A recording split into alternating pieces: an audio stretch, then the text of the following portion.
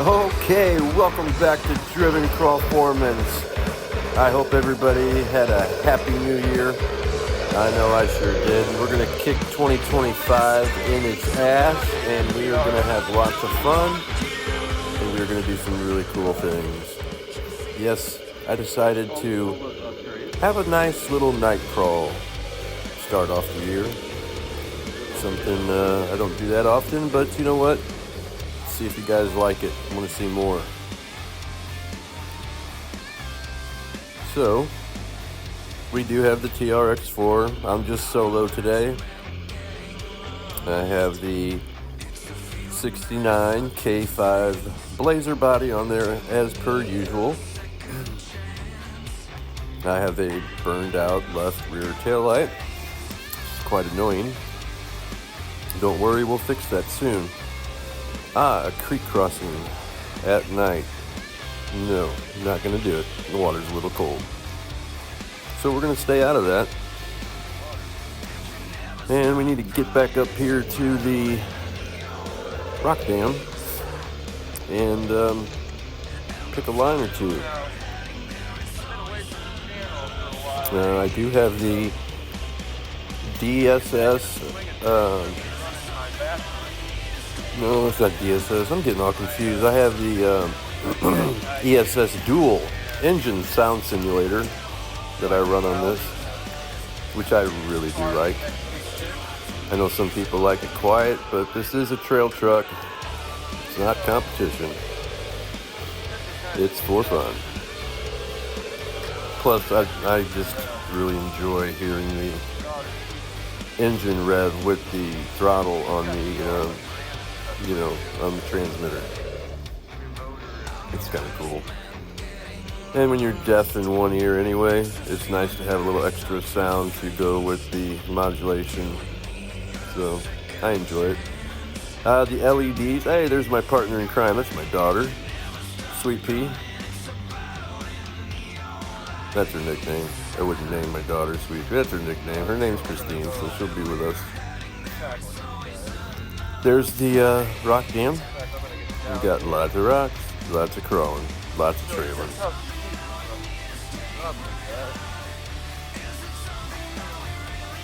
So the lights I'm running are just some LED lights that I bought off of Amazon.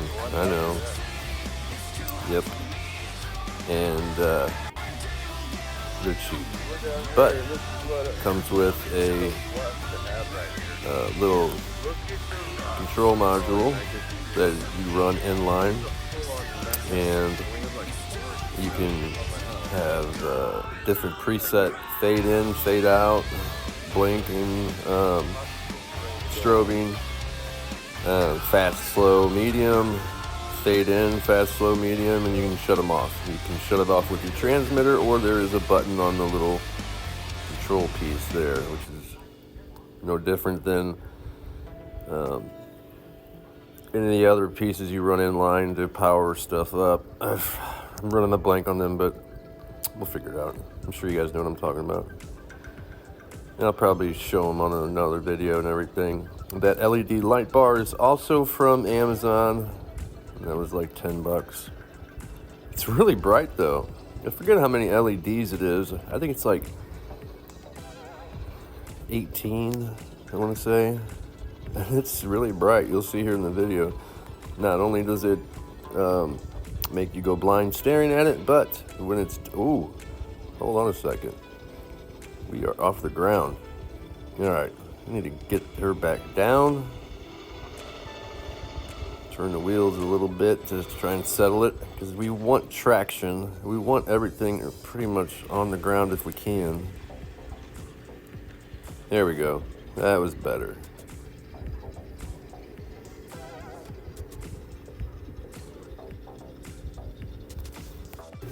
As we move along, go further up this little ridge here.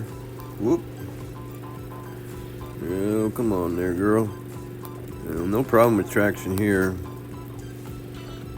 And we just turn a little bit and we kind of dump off of there. And do we want to come back on there? I don't know.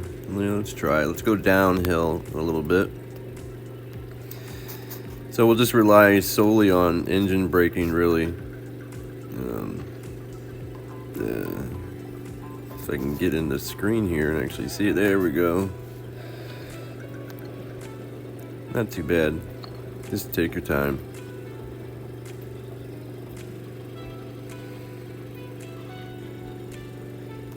It is challenging doing it one-handed while filming with a gimbal in your other hand. It poses for some real dedication, and trying to pay attention to the vehicle and the screen is also a chore in itself. So we're gonna go right up the middle here, the middle between the two drain tubes.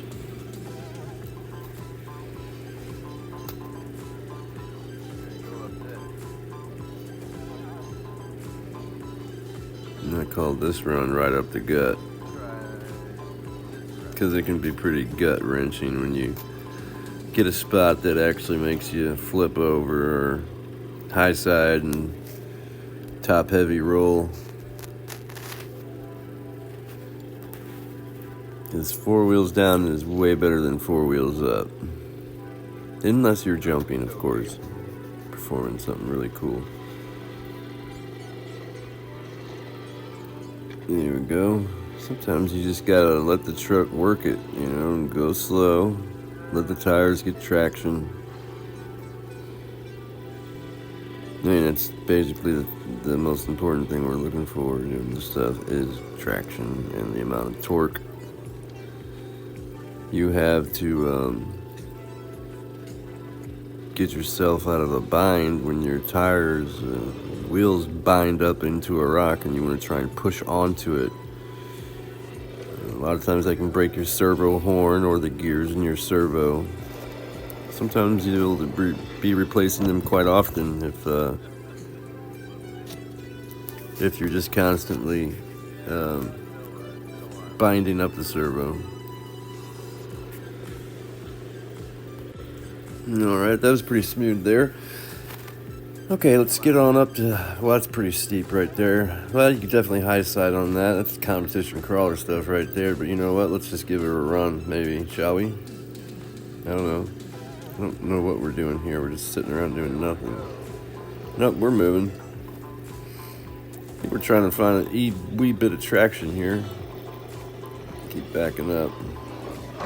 Oh, rolling over. Oh no. What to do, what to do. And the cops are here. Great. Now I'm just getting into my truck. Shall we? Okay, so we are coming up this line here. Slowly but surely. Speed is not your friend here on the rocks. Unless you're rock bouncing for time trials.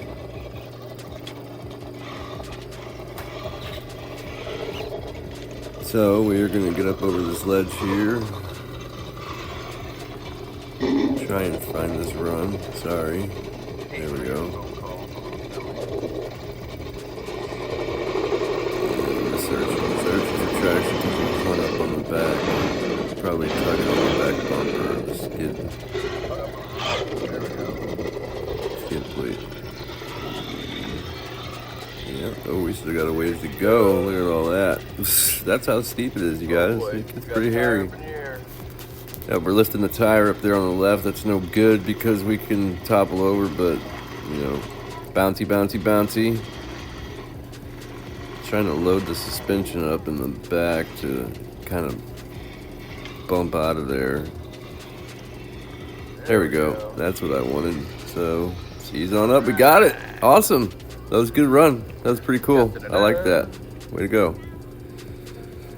All right, this is part of the Trek adventure here. We call this the frame bender, the chassis stretcher, the axle breaker, because the rocks are all over laterally. They just go, you know, up, down, up, down, up, down. It's a belly dragging skid plate engraving run right here.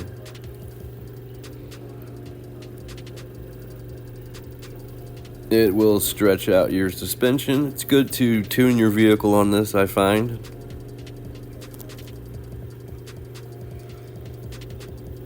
To, see your articulation and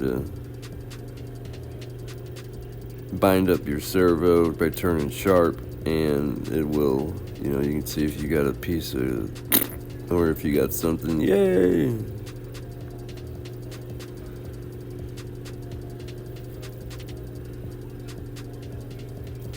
Ooh, you see that thing just working. Very cool. This is what I like about this part. It is rough. However, it's fun. You just take your time and you don't break anything.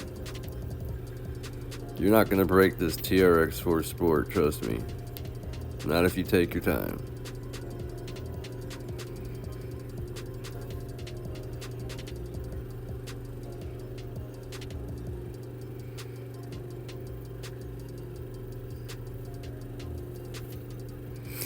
I mean, all white lights, for the rock lights would be cool, but, that's, whatever.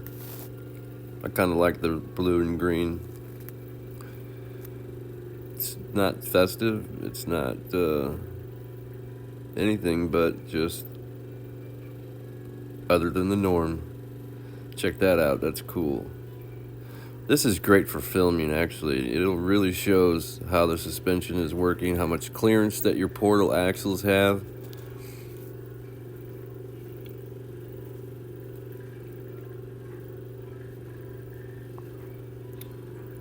One of the next episodes, I'm going to feature different tires and compounds, and it's not going to be one of your standard tire tests, which ones to buy and do this.